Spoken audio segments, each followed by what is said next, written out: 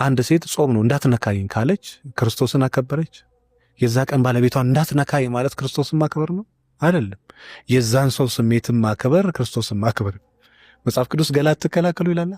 አንተም ባለቤትን እንዳትነኪኝ፣ አንተ በፈለክ ቀን የምትነካው ገላ የለም፣ በፈለክ ቀን አትንኪኝ የምትለው ገላ የለም።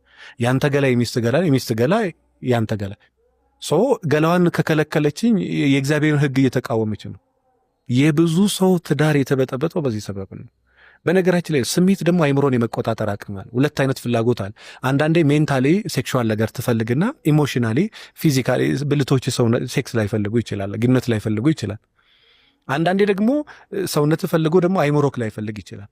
አንዳንዴ ሁለቱም ደግሞ ሬዲ ሆኖ ልትፈልግ። ይሄ ሁለቱ ሰውነት ፈልጎ ያንን ነገር አለማግኘት ነርቨስ ያደርጋል። ስሜትን ይቀይረዋል። እንድትናደድ እንድትቆጣ ያደርጋል። ያንን ስሜት የፈጠረው ማን ነው? የሷ። እሷ ደግሞ ጤና ከሌላት ካመማት፣ ጥሩ አይነት ስሜት ላይ ከሌለች፣ ድካም ካለባት መረዳት መብት አይደለም ግዴታ ነው። ባለቤት አንተ ቀኑ ሙሉ ሰርተ ማታ ገባ ብለ ሪላክስ እንደምታደርገው አይደለም። ሴት ልጅ እንደ ሴት የምታሳዝን ፍጡር፣ ሌሊትም ነው የምትሰራው፣ ቀንም ነው የምትሰራው። እንዴት ቴንክ ዩ በጣም ወንድ ልጅ ቀኑ ሙሉ ስራ ገብተ ማታ በቃ ሶፋ ላይ ቁጭ ብለ ወይ መዝሙር ወይ ፖለቲካ ወይ ነገር ልታይ ነው። ሴት ደግሞ ወደ ቤቷ ስትገባ ውጪ ከነበረው በላይ ለሌላ ድካም ነው የምትገባው። እዚጋ ልጅ አለ፣ እዚጋ ሰራተኛ፣ እዚጋ ነገር ማጽዳት፣ እራት ማቅረብ ምናምን ማለት እሱን ጨርሳ አንተ ተኝተ እስከ 5 ሰዓት ሚስት አልተኛች። እኔ ደግሞ ይገርመኛል የቤተክርስቲያን ሰው ከሆነ እስከ 5 ሰዓት ሚስቴ ለምን አልተኛችም ብሎ ገብቶ አያግዝም። እኔ በተለይ በነገራችን ላይ አንተ ጋር በጣም ብዙ ሚሊዮን ኦርቶዶክሶች አሉ ብዬ አስባለሁ። በጣም እንደው ክርስቲያኖች ከሆናችሁ ወደ ጓዳ ገባ ብለህ ሚስትን ደግሞ ሰፖርት አድርግ። እሱ ነው ክርስትና። ባለቤት ትርፉ እሷ ነው። አንተን ያገባችሁ እሱ እግዚአብሔርን ያውቃል ብላ ነው። መንፈሳዊ ሰው ማግባት አንድ ሴት ትርፏ ያውቃል ብላ ነው። በቃ የተሻለ ትሪት ያደርገኛል፣ አልወድቅም፣ አይፈታኝም ብላ ነው። አንድ ወንድም አትፈታኝም፣ የተሻለ ታውቃለች፣ የተሻለ ታግዘኛለች ብሎ ሰው የተሻለ ካላገዘች መንፈሳዊነቷ ታዲያ ምን ጋር እስከ 5 ሰዓት ትሰራለች። 5 ሰዓት ደግሞ ታጥባ ለግንኙነት ደግሞ አንተ ጋር ትመጣለች። ውስጧ ላይ ፈልግም ይችላል፣ ሊፈልግም ይችላል። ደስ እንዲለው ብቻ ብላ ደስ እንዳላት ሴት ተኝታ ለሊት ደግሞ 11 ሰዓት ትነሳለች። እንግዲህ አስበው ስንት ሰዓት ነው የምተኘው? 4 ሰዓት ወይ 5 ሰዓት። እመነኝ ባለቤቷ ቶሎ ደርሶላት እቺን ሴት ካላሳረፋት ከሆነ ዓመት በኋላ የባህሪ ለውጥ ይመጣል እሷ ላይ። ብዙ ሚሊዮን ሰው ቤት ያለው እንደዚህ አይነት በቃ ልጅቷ ከአቅሟ በላይ ሲሆን በቂ እንቅልፍ አለመተኛቷ በጣም ኢቨን እንኳን አንዳንድ ሴቶች አይተኙም ሌሊት። ለምንድን ነው የማተኘው? ሚስትክ ወድ አይደለም ባይዞ አንዳንድ ሰው አይ ስለማተኝ ነው፣ የጤና ችግር ነው፣ ሳይኮሎጂካል ፕሮብሌም ነው። ሚስት ሌሊት የማተኛ ከሆነ ትታመማለች። ከዚህ ከራስ ጸጉሯ እስከ እግር ጥፍሯ ቼክ ልታስደርጋት ይገባል፣ ልታስተኛት ይገባል፣ ትሬት ልታረጋት ይገባል። ደስታዋን ልታመጣ የደስታ ሆርሞናል ያ ነገር ሊመጣ። አለበለዚያ ካልተኛች ከሆነ ዓመት በኋላ እመነኝ ባለቤት ባህሪዋ ሌላ ነው። ከዛን በቃ ተቀይራለች ትላለህ። ተቀይራል። ያ ድካሙ ጫናው ምናምን ስትረሱ ይበዛብህና ሌሊት አተኛም። በየትኛው እንትን ትተኛለህ? የቤተክርስቲያን ሰው ስትሆን ለሚስት ስሜት መጨነቅም አንድ ዋጋ አለ፣ ምንም ጥያቄ የለው። ያንተን ሆል ለብቻ አድርገኸው መጀመሪያ ሚስትህን ደስታ ነው ብትጠብቀው። ከራስ ጸጉሯ እስከ እግር ጥፍሯ ጥሩ ስሜት እንዲሰማት፣ ጥሩ ስሜት የተሰማት ሚስት ለአንተ ጥሩ ነገር ታስ። አለበለዛ ችላ በተክሊልን ታግባ የሆነ ሰዓት ላይ በቃኝ ትላለች። አውቀው አይደለም በቃኝ ትል ከሀቅ በቃ መሸከም አልቻልኩም። እንደዛ አብጣ እስክትፈነዳ ግን ለምን ትጠብቃለህ? ቶሎ ደርሰ ትሪት ማድረግ ትችላል። ሳትወርቅ ለምን መሰለ ልጅ ያድጋል፣ ጥሎ ይሄዳል።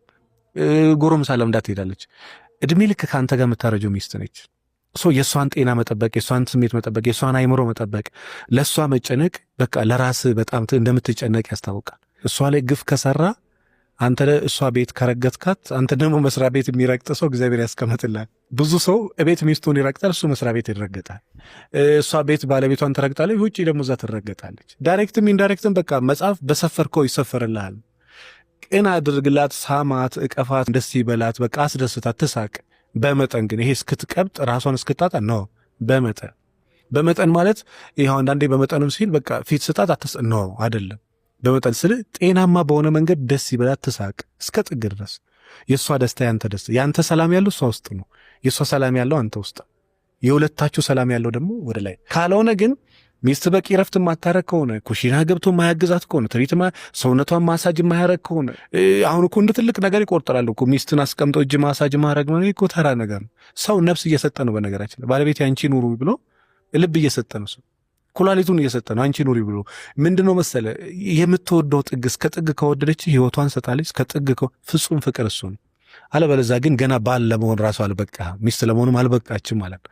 በቃ እስከ ሞት ድረስ መውደድ ከቻል ክርስቶስ እንደዛ አለ ቤተክርስቲያን የወደዳት በዛ መጠን መውደድ ካልቻልክ ገና ራስን አብዴት ማድረግ አለብህ፣ እሷም አብዴት ማድረግ አለባት። እና አሁን እኔ ይገርመኛል እግር ማጠብ እንደ ፍቅር ሚዲያ ላይ ይወራል።